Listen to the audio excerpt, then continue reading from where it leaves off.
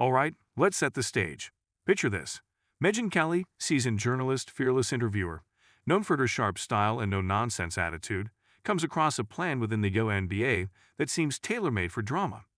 The plan supposedly involves the league taking a not-so-subtle dig at one of college basketball's biggest names, Caitlin Clark. Now, if you're not familiar with Caitlin Clark, she's a young phenomenon. A scoring machine with an eye for the hoop, and a penchant for lighting up the court. Think Steph Curry vibes, but with a competitive fire that could rival anyone's in the NBA. The idea of the WNBA setting its sights on someone like Clark isn't just eyebrow-raising. It's practically a page-turner. And who better than Megyn Kelly to peel back the layers on this story? But before we proceed further, don't forget to smash that like button and subscribe. Kelly's investigative chops are well known. She's like a hawk spotting prey, and this story gave her plenty to work with. The WNBA, she reveals, has concocted a scheme that seems aimed at challenging or even sidelining Clark before she even sets foot in the league. It's not your typical playbook approach. This isn't about drafting or scouting or even marketing. What Kelly uncovered is more of a high-stakes move that feels oddly personal. She frames it as a strategic plot, wrapped up in politics, competition, and possibly even a hint of jealousy. In short, the WNBA's plan has layers, and Kelly's here to peel them back with gusto.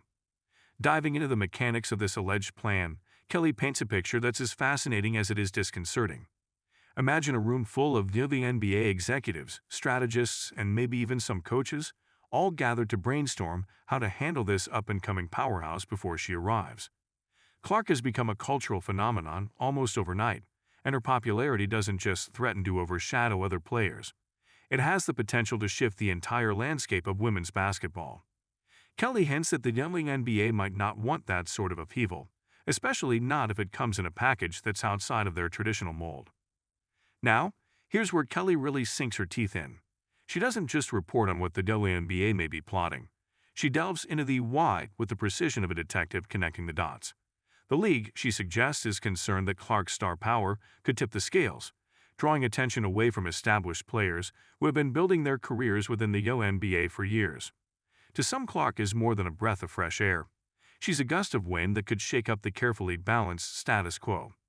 Kelly argues that the league, already fighting for wider visibility and respect, may see her as both a blessing and a potential disruption. In that light, a plan to curb her influence, perhaps by limiting her brand reach or by quietly encouraging rivalries, starts to make a certain twisted sense. One of the striking aspects of Kelly's expose is the humor that emerges when she describes these boardroom scenarios. She spins a hypothetical where executives sit in a dimly lit room, nervously discussing how to handle Caitlin Clark as though she's some sort of basketball outlaw. Kelly likens it to an old-school Western movie, with Clark playing the role of the mysterious gunslinger, while the WNBA brass fumble over their strategies like a band of bumbling deputies. It's an amusing contrast. Clark, the lone wolf with nothing but a basketball, and the league, scrambling to stay one step ahead. Kelly's playful framing adds a layer of intrigue, turning a potential behind-the-scenes drama into something almost cinematic. The implications of this plan go beyond Clark herself. Kelly suggests that it speaks to a broader issue within women's sports, the tension between tradition and evolution. The WNBA, while progressive in many respects, is still tethered to a set of standards and expectations that don't always embrace outliers. Clark, by her very nature, challenges those norms. She's brash, unapologetic, and immensely popular, traits that don't necessarily fit into the league's usual narrative. Kelly notes how the WNBA, like any organization, might struggle to adapt when someone comes along who doesn't play by the unspoken rules. Clark's presence is a curveball, and the league's alleged response highlights the friction that arises when an unstoppable force meets an immovable object. Kelly doesn't shy away from exploring the cultural angle here either. Caitlin Clark, in many ways, represents a new generation of athletes who are as concerned with building a brand as they are with refining their game. This is the age of social media, of influence and visibility, and Clark understands that better than most. She's got an instinct for publicity that rivals her knack for hitting three-pointers, and that savvy could be part of what rattles the WNBA's foundation. Kelly rightly comments on the irony of it all. A league that craves more attention now potentially faces a star whose fame might surpass what they're prepared to handle. Of course, there's another side to this coin. Kelly acknowledges that the WNBA has invested considerable resources in its current roster, promoting established players who have been loyal to the league and who embody its values. In their eyes, Clark could be seen as a bit of a wild card, someone who might draw fans but not necessarily align with the league's vision. There's a sense that the WNBA wants to protect its culture, and Clark's fiery, sometimes abrasive style may not mesh with that ideal. Kelly highlights the dilemma here. Does the league embrace the change Clark represents, or does it try to stifle it in order to maintain a more stable, cohesive image? Kelly's account also delves into the possible strategies the WNBA might employ, and this is where things get especially interesting. She hints at a multifaceted approach that could include everything from marketing decisions to subtle encouragement of rivalries.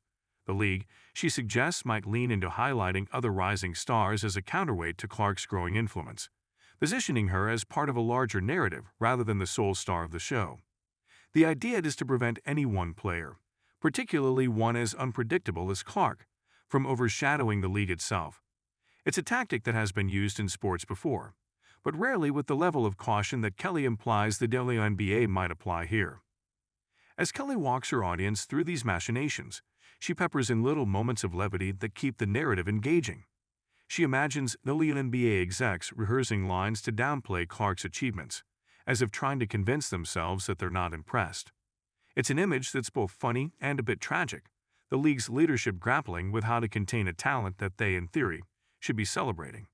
In Kelly's telling, these decision-makers come across as both shrewd and somewhat out of their depth, caught between wanting to capitalize on Clark's popularity and fearing the changes she might bring. The crux of Kelly's analysis, though, is the fundamental question of what this says about the WNBA's future. She sees the league as being at a crossroads, forced to confront a rapidly shifting landscape where athletes are no longer just players but brands, icons, and sometimes even disruptors. Caitlin Clark embodies that shift, and the league's response to her could set a precedent for how it deals with future stars who don't fit the mold. Kelly suggests that if the WNBA goes down this path, attempting to control rather than embrace, there could be long-term consequences, not just for Clark, but for the league as a whole. It's a gamble that could backfire, especially if fans start to perceive the league as stifling talent rather than nurturing it. In a final twist, Kelly reflects on how the WNBA's plan could play out in the public eye. If fans catch wind of any deliberate attempts to marginalize Clark, the backlash could be swift. Kelly points out that today's audiences are more perceptive and vocal than ever, and they're unlikely to stay quiet if they sense foul play. The WNBA, in its quest to manage its image, could end up tarnishing it instead. There's a certain irony here. In trying to maintain control, the league might lose it altogether. Kelly's parting words underscore the unpredictability of the situation, leaving her audience with a sense of anticipation. Will the WNBA follow through on this plan, or will they pivot as Clark's star continues to rise? Kelly's expose is as much a cautionary tale as it is an investigation. It's a story about ambition, competition, and the sometimes fraught relationship between athletes and the organizations that showcase them. In Kelly's view, the WNBA's potential plot against Caitlin Clark isn't just a story about sports. It's a microcosm of how institutions react when faced with change. Clark, the bold and uncontainable force, represents the future, and the WNBA, if Kelly's reporting is accurate, must decide whether it's ready for that future or if it will try, against all odds, to hold it back. Don't forget to hit that like button and subscribe to our channel for more engaging content. We thrive on your feedback, so be sure to leave your thoughts in the comments section below. Until next time, keep discovering and stay tuned.